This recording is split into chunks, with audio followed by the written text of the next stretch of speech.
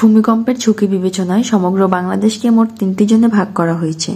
এর মধ্যে উচ্চ ঝুঁকির আওতাভুক্ত অঞ্চলকে জোন ১, মাঝারি ঝুঁকিপূর্ণ এলাকা জোন ২ এবং জোন ৩ এর এলাকা নিম্ন ঝুঁকিপ্রবণ হিসেবে চিহ্নিত। আবহাওয়া অধিদপ্তরের এক মানচিত্রে দেশের ভূমিকম্প ঝুঁকিপ্রবণ এলাকা চিহ্নিত করা হয়।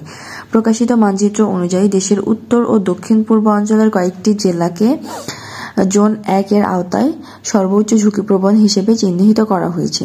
সাধারণত ফল্ট লাইন বা প্লেট বাউন্ডারির আশেপাশের এলাকা ভূমিকম্পের ক্ষেত্রে উচ্চ ঝুঁকিপূর্ণ। বিশেষ করে সিলেট ও ময়মনসিংহ বিভাগের ৯টি জেলা, ঢাকা বিভাগের টাঙ্গাইল, গাজীপুর, নরসিংদীর কিছু অংশ, পুরো কিশোরগঞ্জ জেলা, কুমিল্লা বিভাগের ব্রাহ্মণবাড়িয়া এবং পার্বত্য জেলার খাগড়াছড়ি ও রাঙামাটির বেশ কিছু এলাকা ঝুঁকিপ্রবণ। তবে জোন ৩ এর এলাকা হিসেবে খুলনা, যশোর, বরিশাল এবং পটুয়াখালী এলাকায় ভূমিকম্পের ঝুঁকি সর্বনিম্ন।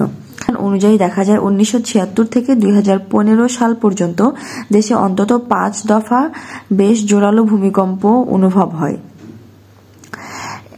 এর প্রায় সবগুলোর উৎপত্তিস্থল ছিল সিলেট, মৌলভীবাজার, রাঙামাটি, বান্দরবান এবং কক্সবাজার এলাকা। ফলে ভবিষ্যতে এইসব এলাকায় আরও বড় ধরনের কম্পনের আশঙ্কা রয়েছে। এছাড়া ভারতের উত্তর পূর্বাঞ্চলীয় রাজ্য আসাম ও মেঘালয়ের সীমান্ত সংলগ্ন সিলেট, ময়মনসিংহ অঞ্চলকে উচ্চমাত্রার ঝুঁকিপ্রবণ হিসেবে চিহ্নিত করা হয়। সংশ্লিষ্টরা বলেছেন, বাংলাদেশের আশেপাশে ভূমিকম্পের ৫টি উৎপত্তিস্থল চিহ্নিত করা আছে। এর একটিকে বলা হয় প্লেট বাউন্ডারি ১, যেটা মিয়ানমার থেকে নোয়াখালী পর্যন্ত। এছাড়া প্লেট বাউন্ডারি ২, নোয়াখালী থেকে সিলেট, এবং প্লেট বাউন্ডারি ৩, সিলেট থেকে ভারতের দিকে চলে গেছে। অন্যদিকে ময়মনসিংহের হালুয়াঘাট এলাকায় ডাউকি ফল্ট এবং মধুপুর ফল্ট রয়েছে। এগুলোই ভূমিকম্পের উৎপত্তিস্থল। রাজধানী উন্নয়ন কর্তৃপক্ষ তথা রাজুক পরিসংখ্যান অনুযায়ী ঢাকায় প্রায় ১২ লাখের মতো ভবন রয়েছে। এর মধ্যে ১৫ লাখ ভবন দ্বিতল বা এর চেয়ে কম।